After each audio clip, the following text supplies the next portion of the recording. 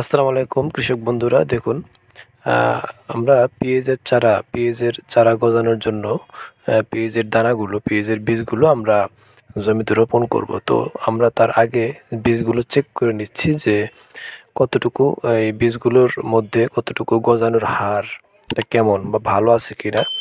তাই সেই হিসেবে আমরা এগুলোকে ভিজিয়ে রেখেছিলাম। তো এই বক্সের মধ্যে টিস্যু পেপার দিয়ে এভাবে রেখে দিয়েছিলাম। তো ২-১ দিন পরে আমরা দেখছি যে কতগুলো বীজ গজালো বা এটা কতগুলো ভালোভাবে গজাবে। তো চলুন আমরা আজকে দেখি, গুণে দেখি। কোনো বীজ যেমন ধান হতে পারে, ধান বা যে শস্যগুলো আছে সেগুলো জমিতে রোপণ করার আগে যে বীজগুলো আপনি রেখেছেন জমিতে রোপণ করার জন্য, সেগুলো আপনারা এভাবে চেক দিয়ে নেবেন যে বীজগুলোর অঙ্কুরোদ্গম ক্ষমতা কেমন আছে, কি হারটা কেমন, ৭৫%, ৮০% বা এর বেশি আছে কিনা।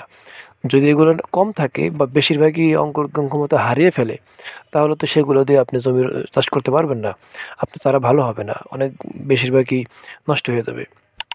তো সেক্ষেত্রে আপনার অবশ্যই চেক করাটা খুবই গুরুত্বপূর্ণ। তো আমরা ৭০টা বীজ দিয়েছিলাম। তো ৭০টা বীজের মধ্যে আমরা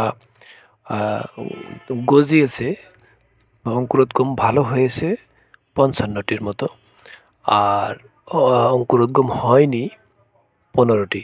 তো আমরা হিসাব করে দেখেছি ৭৫%-এর কিছু বেশি আমরা ভালো বীজ পেয়েছি। তো আমরা যদি ৭৫-৮০% হয়, তো আমরা ধরে নেব যে এই বীজগুলো ভালো, আমরা এগুলো জমিতে রোপণ করতে পারি। তো সেই হিসেবে আমরা এই বীজগুলো জমিতে রোপণ করেছি। তো এটাই ছিল আমাদের আজকের ভিডিও। এর থেকে আপনারা যদি কিছু শিখে থাকেন, তো অবশ্যই ভিডিওতে আপনারা লাইক দিবেন, শেয়ার করবেন, কমেন্ট করবেন, জানাবেন যে আপনারা এভাবে করেন কিনা। এভাবে যারা করেন তারা অবশ্যই জানাবেন। তো আজকের মতো এ পর্যন্তই। দেখা হবে আরেকটি ভিডিওতে। সে পর্যন্তই সবাই ভালো থাকবেন। আসসালামু আলাইকুম।